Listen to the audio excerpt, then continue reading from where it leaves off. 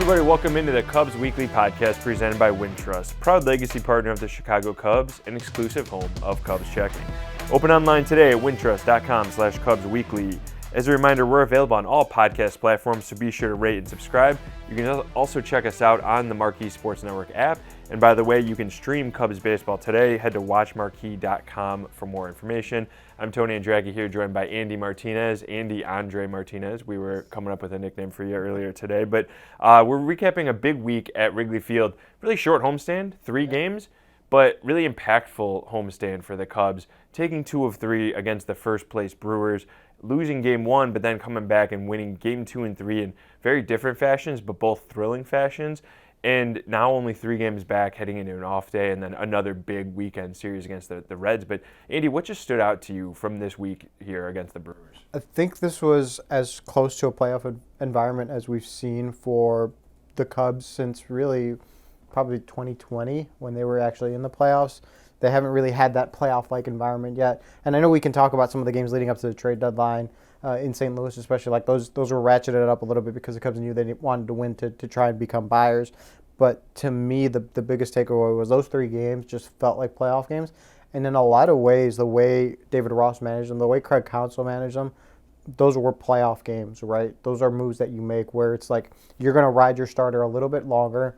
Justin Steele is at a high pitch count. He's going to get that 6, and he's going to go through the 6 before Ross turns it over to his 3 horses at the back end of the bullpen. Again, on Wednesday, he does that with Kyle Hendricks, goes to the 6th inning, and then is able to turn to those 3 guys. It just felt like a playoff-like environment, and for the Cubs, it was good for them to win that. And David Ross mentioned that after the game on Tuesday, where he's like, it would have been nice to have blown them out, beat them 10-0 or whatever it was, and you would have felt good, right? Like you would have been able to breathe easier. It would have been like it wouldn't have been so tense that whole game.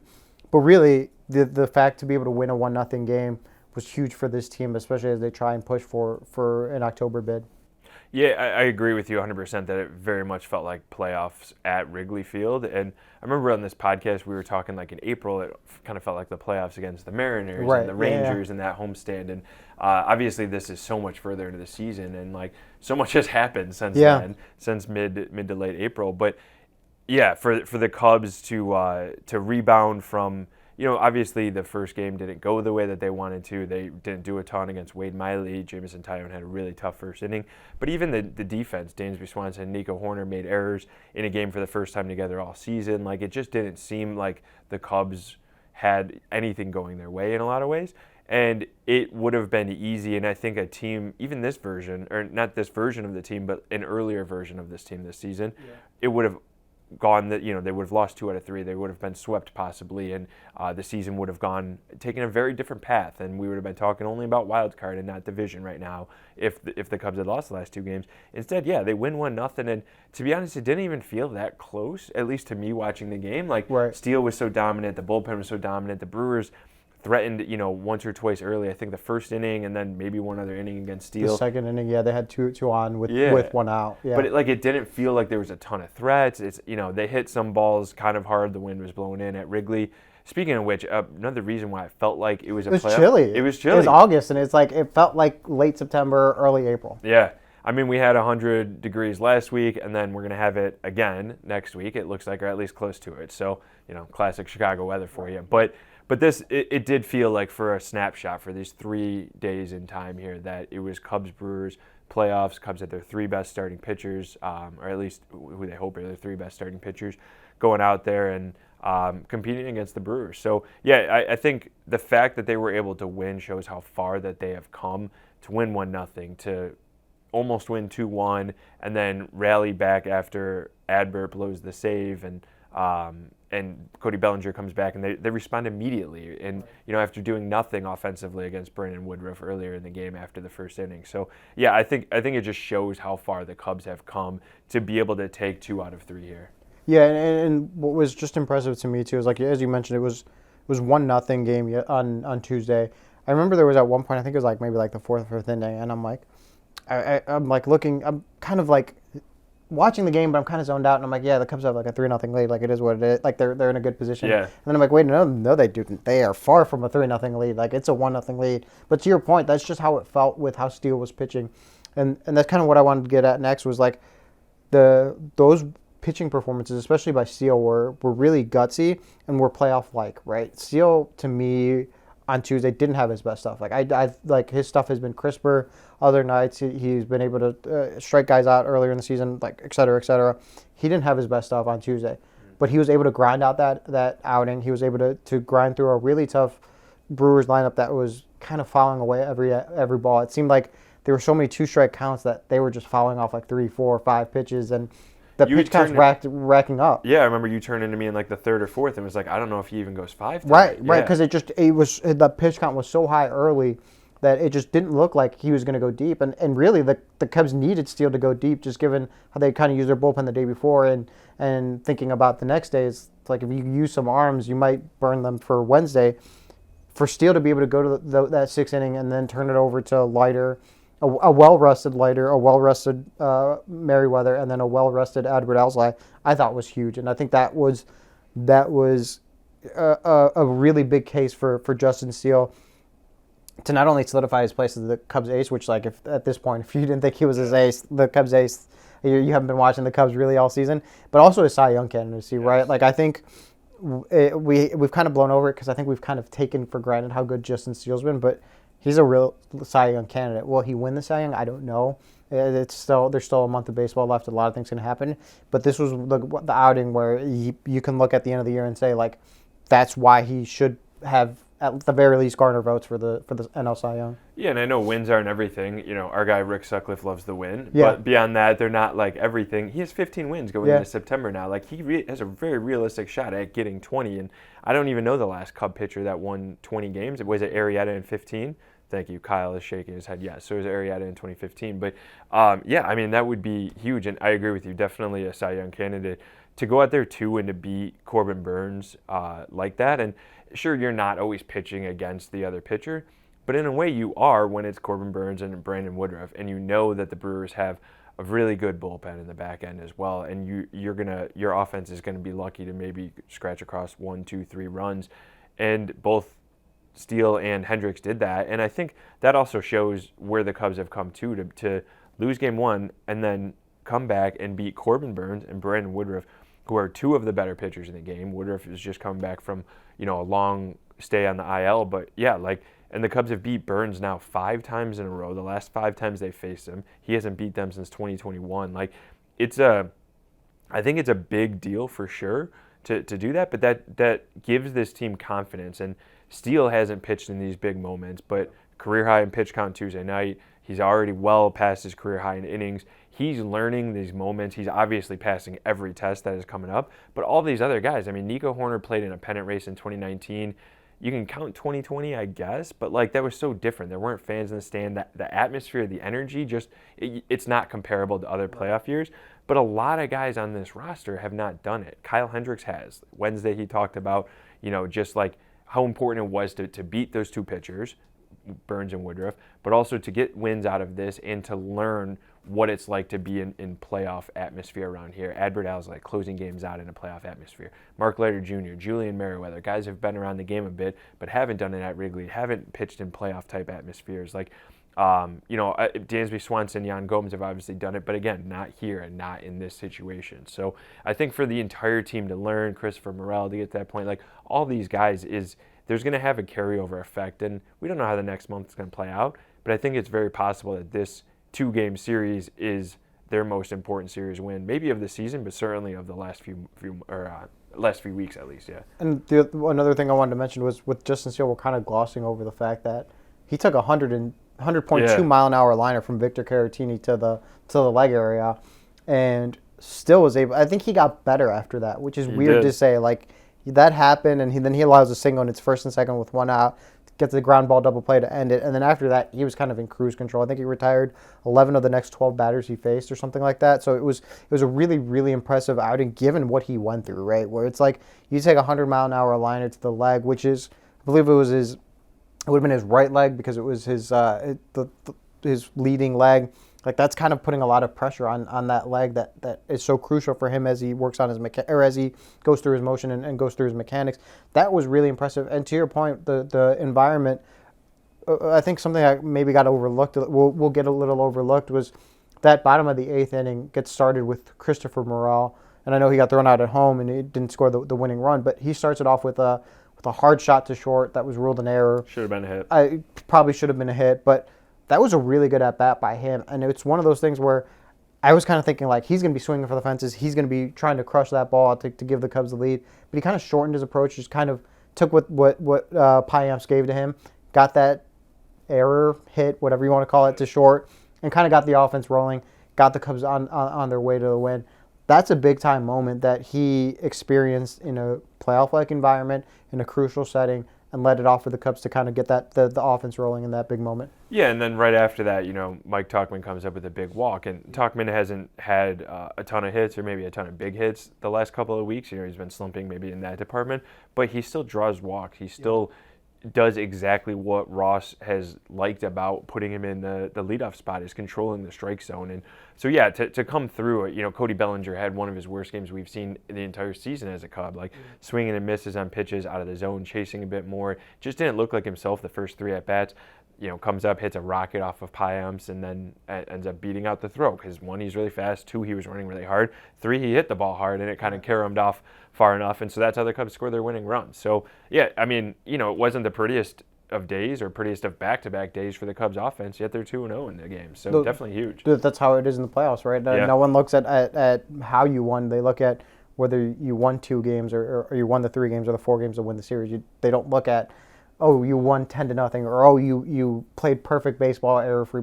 No, they look at the wins. That's what matters at the end of a series. Yeah, and I think too, it's like finding ways to win and the confidence and belief in themselves. Yes, we already touched on it that earlier in the season doesn't feel like the Cubs win these games, but this just feels like a different Cubs team without really changing much. I mean, Jeimer Candelario on this current roster is the only addition at the deadline, right? Jose Cuas is currently on the bereavement list, but that. It's a totally different vibe and atmosphere. And in May and early June, it was like the team was almost finding ways to lose games. And it was the bullpen wasn't quite as solidified. The offense didn't seem quite as lengthy. Cody Bellinger was obviously out for that entire time that I was talking about, which is huge.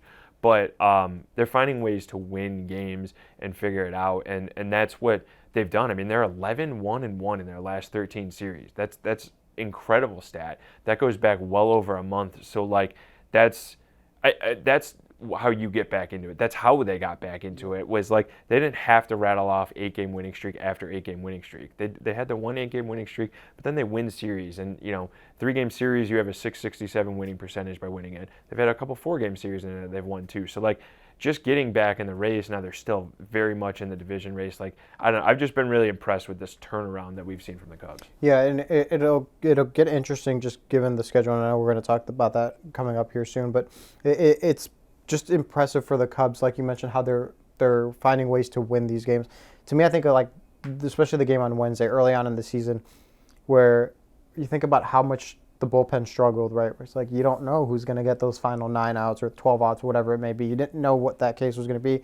And also, you feel like that 8th inning where they get the runner on first and second and you bunt them over, it felt like if that was early in the season, you had a strikeout, and the rally's over. And also, they probably don't get the bunt down early. Well, yes, that too. They weren't doing the little right, thing. Right. That's so those breaks weren't going their way. Remember we talked about, and Ross talked about, everyone kind of talked about those clutch moments early on in the season. They're not getting a clutch hit, they're not getting the timely hits, and now they're getting them, and you're seeing that, so that when the bullpen struggles, because as good as those guys, those back 3 guys, Merriweather, Leiter, and Alzolay have been, they're not going to be nails every single night. It's just impossible for them to do that. When they have an off night like Leiter did on Wednesday, for the offense to be able to pick them up, I think it is crucial, because it's going to come back the other way, where the offense maybe doesn't get that insurance run, so Leiter will be in charge of nailing it down so that they can win that game. So, yeah, it's a completely contrasting difference to early on in the season. With, as you mentioned, it's really the same team. It's what they've been saying all along, and now you're kind of seeing what they have been telling, what the Cubs players have been saying, where we're a good team, It's hard to say that when you're 8 games back or 8 games under 500. Now that you're seeing it, you're okay, we see what you're saying. Yeah, I was talking to Nico Horner before Wednesday's game here, and I was talking basically the same concept, right? It was you guys have been saying all along that you believe in this team, you have a lot of confidence.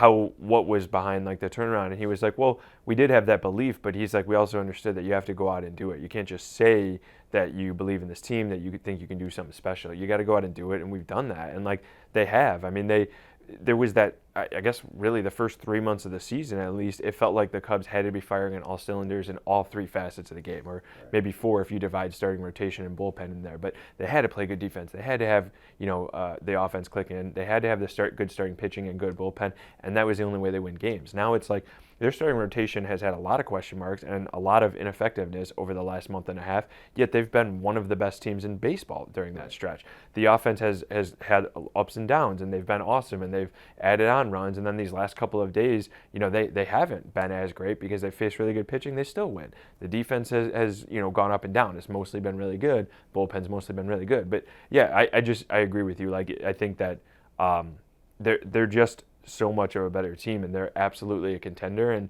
I think we've known that from watching that, and we've been talking about it in this podcast. But I do think, and Hendricks alluded to this a bit, that there's more attention from the outside too on this series. I think the Cubs just showed the baseball world that they are a true contender, and maybe they have already. Maybe some people were still doubting them, but now I don't think people are quite as much. Like they absolutely are a very strong contender in the NL here. Yeah, I remember talking to someone, another reporter, I can't remember who it was, when the Cardinals came into town. I believe it was in May, the first time they came back, when Wilson first came back. Remember the big story was he was just shifted off catcher, and he was going to be a DH. Right, yeah. And that was kind of the big story. And I remember seeing the Cardinals play, and I thought, especially going into the season, I thought the division frontrunners were easily the Cardinals and Brewers.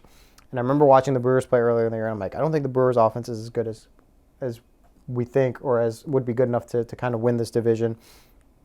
And then you watch the Cardinals, and you're like, that team is not that good, and we're seeing that right now. They're in last place, and they're not that strong. Pittsburgh started off hot, and in May were really good, but you kind of thought there would be some regression. And Cincinnati's kind of been the upstart. But in May, I remember thinking, like, I don't think the Cubs are as far away as we think, but they're also not playing. They're not backing it up, right? Yeah. Especially in May, they lost 2 of 3 to the Cardinals in that series. So as bad as the Cardinals looked, they still won 2 of 3, if I remember correctly. And it was just kind of like they should be better. And I see what they're saying, but the results aren't matching up. And now as you're seeing it, when the eye test, the Cubs are just as good as the Brewers, and the Brewers are a really good team. I think I've seen a lot of, especially like fans on Twitter, who are like, it's the Cubs divisions to win, but like the Brewers are good. Like you can't write them off. This series showed that the Cubs are on that level, which is a team that's really, really good, and that's really encouraging. Yeah, and I mean, keep in mind, too, the Brewers came into this series having won 8 in a row, and obviously winning Monday, they won 9 in a row, and they had that really tough stretch of games, and the Cubs had a really soft schedule, and the Cubs lost ground in that. We talked last podcast about how Jim Deshaies said that he thought by the time this series happened, the Cubs would be in first place. Like, that didn't happen, and even after winning 2 of 3, the Cubs are still 3 out, because, yes, the Brewers are a really good team, with Woodruff back, with Burns pitching really well, Freddie Peralta, Wade Miley, like, they do just pitch really well. But, yeah, it'll be a tall task for the Cubs to catch up to them for sure. But I wanted to touch back on just what you were talking about with Adbert Alzolay. I feel like that's maybe not an underrated storyline, but definitely a storyline that maybe isn't talked about quite as much. Of this is a big key to the team is Adbert Alzolay locking down the 9th inning. He got a really tough luck blown save on Wednesday, only a second of the season. I personally don't really like that stat. Mark Leiter Jr. was the one who loaded the bases, picks up a 26th hold of the season. Adbert Alzolay comes in, throws 2 pitches, and blows the save. Like, yes, he hit a guy with the bases loaded. I don't know. I don't really like it. That it looks like it falls on him, right? But that point aside, that tangent aside, Adbert really, he settled in. He got the next guy out. Then, he puts a leadoff guy on in the 9th inning through a Cody Bellinger error, but then gets a double play immediately right after that. Got some good defense out there behind him, but like he just went back and attacked, and he has looked every bit like a closer. And this week 2, I think, solidified that, pitching in the 2 biggest save situations or situations of his young career, I think, too. He looks like a lockdown guy at the back end, and it looks like he feeds and thrives off the big moments. So, he's locked it down. That's been huge. That's allowed Ross to play the matchups with Leiter and Merriweather. 2, I'm excited to see what Adbert looks like in a playoff environment, in a closing situation. He might throw his arm completely off with the fist pump and the energy of that. But he looks like a lockdown guy, and that wasn't something I was thinking. I didn't think he'd be a lockdown closer or be the guy even for this team. So it was an interesting development that's happened this year. A couple points off that. So yes, the fist bump is electric, and I believe it's called the People's Fist now, is what it's being referred to on Twitter. Yeah. But it's hashtag Fred, right? Hashtag hashtag Dom Fred. It was a big moment. The fist is the big thing, but Tuesday night, especially in a night game, and the environment of him walking out, that was to me the first time it's felt like a real closer coming out for the Cubs since probably Craig Kimbrell when Sweet Child of Mine starts playing. Yeah. Belly Dancer starts playing and the fans start clapping along to the rhythm of the song. That was a really cool atmosphere, really cool experience. I think batter walk-ups are really, really cool. But if you're a closer and you have a really good walkout song, to me, there's nothing better than that. And Adbert is definitely getting to that point. I wouldn't put it in Mariano Rivera and or Sadman category. No, but it's for a few years, but it's fun. It's just like a cool environment. It's really, really awesome to see. And the second thing, to your point, there was realistically coming out of spring, Adbert Alzolay is maybe your fourth or fifth option to be a closer if you think about it. Michael Fulmer, Brad Boxberger are probably 1A and 1B for a closer, and Fulmer got that opportunity in game one, in the first game of the season. Brandon Hughes is probably up there. He was the Cubs' best leverage reliever in the second half of last season, and then maybe Mark Leiter Jr. is probably ahead of him, just given his pitch mix, and it was pretty good. Those are four guys that are ahead of him. Adbert Alzolay was maybe a middle reliever, maybe a long relief guy. We didn't kind of know his role. To see him get to this closer role is really impressive. And David Ross has always talked about you don't really have a closer. So if you don't really have a closer, it gets really hard to work your way backwards. And he mentioned when he had Kimbrell, it was easy because you knew you've got the ninth down and it's just working your way backwards from that in terms of matchups and things like that. Now with Adbert Alzolay, you have that. And as you mentioned, it's all right. We know the ninth's there. If you have Justin Steele or whoever, you got one, ideally you probably have the first through sixth, maybe even the seventh locked up. Then it's finding those 6 outs, and you can mix around with what you have. That's huge, and that shortens the game. Those 3 outs knowing that those 3 outs are pretty darn well going to be a guarantee. That's a huge mentality, and it's impressive for Adbert Alzolay, given that we didn't think that would be a situation he'd be in this year. No, for sure, yeah. He's absolutely locked it down as a closer. We're going to take a quick break here on the Cubs Weekly Podcast, and when we come back, we're going to look ahead a little bit to the upcoming series and just discuss the Cubs in the wild card race. You've got the jersey, the ball cap, the foam finger. Everyone can see you're a Chicago Cubs fan from a mile away. Ready to take your look to the next level? Upgrade your wallet with an exclusive Cubs debit card, which you can get when you open a Wintrust Cubs checking account. With no monthly fees, free ATMs nationwide, and a $300 bonus when you open your account. Start showing your Cubs pride with every purchase. Sign up at wintrust.com/Cubs. Only $100 required to open. No monthly minimum balance and no monthly maintenance fees. Member FDIC and equal housing lender.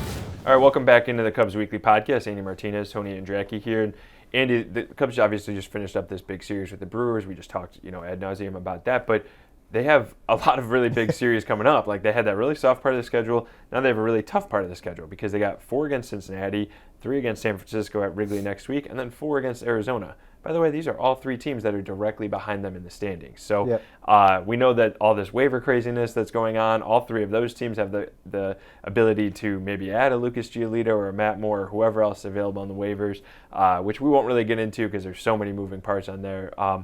But it's going to be a really big stretch, and it's also really interesting that this series against the Reds, to see how different the Reds team are than what we've seen already earlier this year at Wrigley Field in that series where they swept the Cubs, but just how much of a difference I think it's come. There was a stretch, there was a month or two where a lot of people were thinking that this was the Reds division, going back to your point a little earlier in the pod. This was the Reds division to win, and now they've fallen off quite a bit as well. But this is going to be an absolutely huge weekend and huge stretch coming up for the Cubs. Yeah, and it starts with a doubleheader on Friday, where that's going to be a big matchup for both teams to try and get off on the right foot.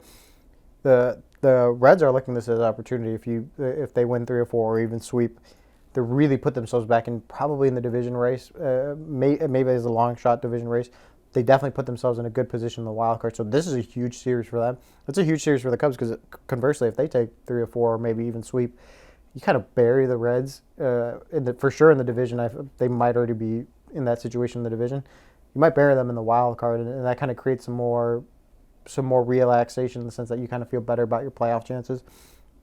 It's a big series, and this Reds offense is very, very good. Like, I know they've been struggling, but the offense is still very, very good. There's still a lot of good at-bats in that lineup.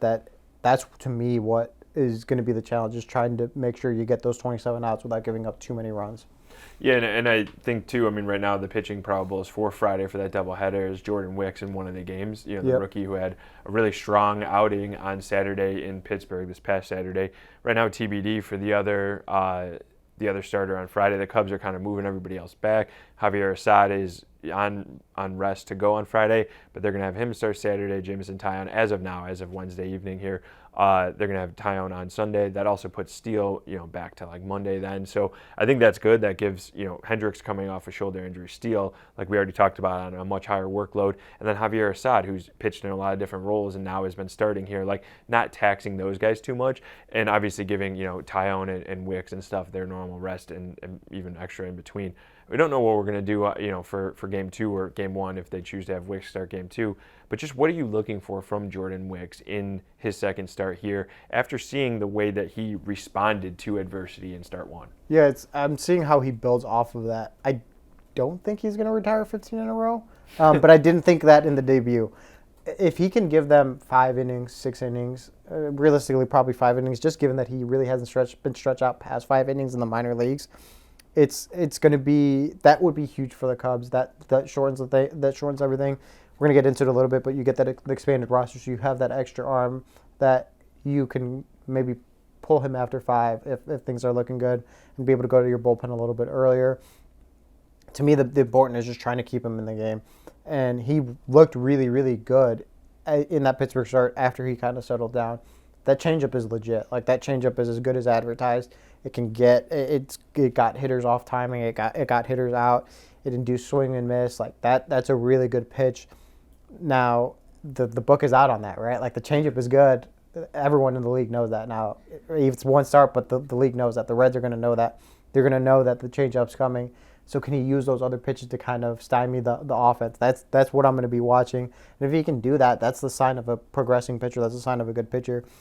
And that's what would allow him to go deep and give the Cubs a chance to win. Yeah, and we talked to Alex Cohen, a week ago on this podcast, and he said that one of the things that Jordan Wicks does really well is he keeps the team in games. So even if he struggles to start, which we already saw in his MLB debut, gives up a homer right away, a walk and a single, and ends up retiring 15 straight. So I think he can keep the team in the game. And given just the fact that obviously Marcus Stroman's still in the IL, Drew Smyly just had not been working out in the rotation for months now. I think it's definitely interesting to see what Wicks can do down the stretch, maybe with an extended run here in the rotation, and also very helpful for a guy who figures to be a big part of the future rotation to learn to pitch in these really high-intensity environments. And, with a guy like Keegan Thompson back up, you have him, you have Hayden Wesneski, you have some of these long relief guys available as well. And like you mentioned, too, the expanded roster. So September 1st, no longer do you get all the way up to a 40-man roster. Obviously, the minor leagues are still going on, so a little bit of a schedule change there, too, in recent years. But you get 2 guys. You get a pitcher and a position player. And the Cubs are going to be adding those, for Friday. They don't get an extra guy because of the doubleheader or anything like that. Normally, you would get a 27th man. It's just 28. You get an extra pitcher. You get an extra position player. So, Andy, let's start with position player. Make a case for me. We've talked about this a bunch off the podcast. Yeah. Make the case for me of why Pete Crow Armstrong might not be the guy they call up right away on September 1st. I think there's a couple of things. I think there's the big thing is there's no regular playing time, right? There's the outfield's kind of covered. That Ian Happ's in left field, Cody Bellinger, Mike Tauchman's in center field, Seiya Suzuki is in right field. Those are the 3 guys. There's just no consistent playing time for him. Really, what he would, if he were to get called up on September 1st, which again, yes, there's the possibility. I don't think it's going to happen. If he gets called up, he's a defensive replacement at best, and he's a pinch run threat. That's it. Like that there's just not the consistent playing time that you're looking for out of him. And realistically, like the Cubs just want him to continue playing and developing at AAA, and they don't feel the rush to necessarily put him on September 1st. Jared Banner spoke with writers during the Brewers series, and September 1st isn't a deadline, right? It's not like they have to have Pete Crow Armstrong on September 1st or else he's not going to be able to play. Like, yes, if you want him on the playoff roster, obviously you have to add him before September 1st, but there's no need to have him on September 1st. That's why I think that there's not necessarily a rush to have him on September 1st. Yeah, because of the everyday playing time. Like, he still has so much development. He's been in AAA for about a month now. I don't remember exactly how long it's been there, but only a matter of a few weeks. And other than that, had not played again above AA.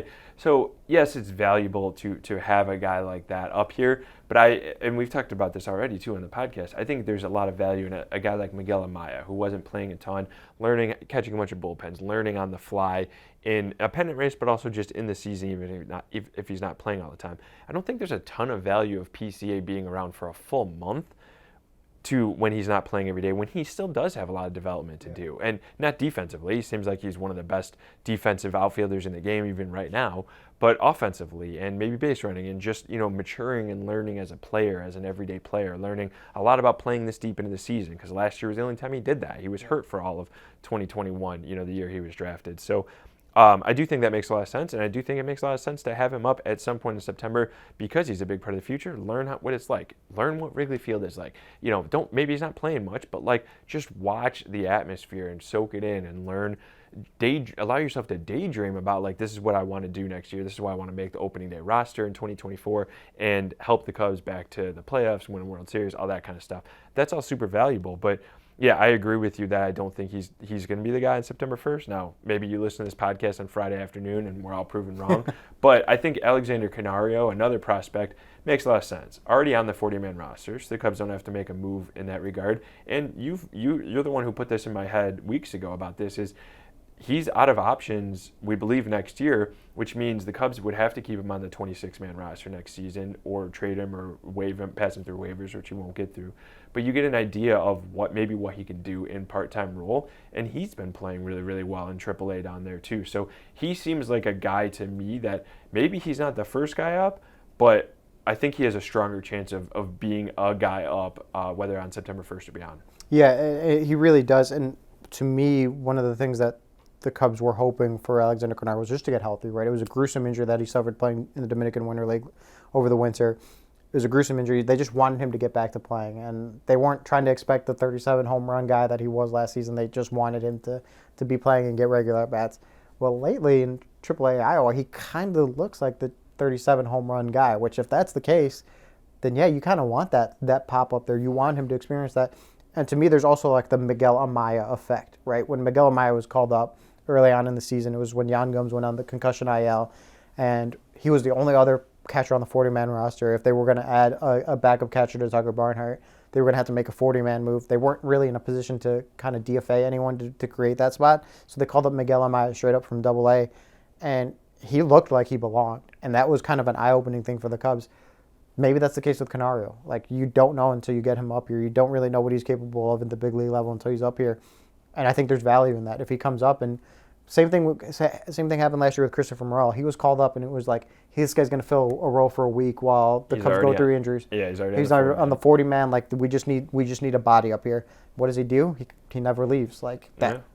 There's a possibility that happens, but you don't know until you do that, and that's why there's so much value in having Canario up, and why there's a good chance he could be the guy that comes up on September 1st. Yeah, and Ross already alluded to it before Wednesday's game too, that there's just not everyday at-bats, and whoever comes up isn't necessarily even going to be the first pinch hitter off the bench too in a situation. I mean, we saw Christopher Morel come up and pinch hit for Miguel Amaya in the bottom of the 8th inning. I mean, it's not like Canario is going to suddenly get those at-bats when you have Miles Mastrobuoni also on the bench, and you have Patrick Wisdom and some of these other guys that are out there that have much more experience and have already been productive in roles and able to play matchups. So I don't think the position player is going to come in to play a ton. The position they're not going to be an impact bat. Yeah, at least right now, and they probably won't see a ton of playing time unless there's a lot of injuries. And also, as Ross alluded to, with Iowa still playing, there's still the roster movement that they can continue to do throughout September, and PCA or Canario or whoever else is still in the minors can continue to play, and the Cubs could maybe call them up later in September. But I think the big thing will be adding another arm, especially for that doubleheader on Friday. But there's a lot of arms that could potentially be options. Shane Green is not on the 40-man roster, been pitching well. Actually been stretched out as a starter, but this is a guy, a veteran with, a former closer, pitched a lot of big high leverage innings in Detroit and throughout his career, pitched in Atlanta and so on. He's a guy that maybe could be added to the roster. Caleb Killian can provide some length. Anthony Kay is up right now. Jose Cuas is on bereavement list. Maybe Cuas comes back, Kay stays. That's one of the options. But another option, Brad Boxberger. We already talked about, he was a high leverage guy at the start of the season. He's missed 3 months now with a forearm strain that ended up being pretty serious.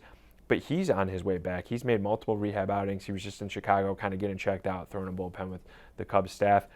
Going back to Iowa, maybe he appears, he's appearing in a game on Wednesday. Maybe he's ready to go for Friday, or maybe at some point this weekend after the doubleheader. It looks like that's a possibility, at least. It's on the horizon. It was something that wasn't on the horizon for a matter of months because we didn't know if he'd be back. Yeah, that's the beauty of it, right? That he could be one of those guys that could come back and provide some high leverage arms, especially right now with Michael Fulmer being out. That we think it's a minimum stay on the IL, but we don't know that. I wonder if on September 1st the Cubs get creative because of the doubleheader, where maybe they call up like a Caleb Killian or Green to kind of provide length especially for that second game where they don't have a starter announced. Right. Like maybe it is Killian or Wisniewski that start and provide depth, and maybe the next day maybe you option Killian or whoever it is and bring back Jose Cuas or something like that, or maybe you option Anthony Kay, you bring back Cuas. Yeah, I don't know. You get creative with how it could be. I think the September 1st call up, there's a chance that could be like a one-day call-up thing to provide length because of the bullpen. And then maybe you see like the quote-unquote like longer-term September call-up on September 2nd maybe because of the doubleheader. I think that kind of makes things a little tricky. It adds a definite wrinkle. And they just need the depth. And I think someone like Caleb Killian makes sense because he can provide the depth, whether that's starting, whether it's in relief. I think if you see a September 1st call, if you're a Cubs fan and you see a September 1st call-up, and you're like, oh, why isn't it this guy? And it's like, well, the logistics of that first day with the doubleheader kind of throw a wrinkle in it. Yeah, for sure. It'll certainly be really interesting to see what the Cubs decide for roster call-ups. And like we said, roster moves are probably going to be fast and furious for the final month of the season as the Cubs really make a push in this thing. But that'll do it for our podcast this week. Thank you so much for tuning in, for listening. As always, we are presented by Wintrust. Don't forget to download and subscribe wherever you get your podcasts. And check us out in video form on the Marquee Sports Network app or YouTube. For Andy, I'm Tony. Thanks for tuning in.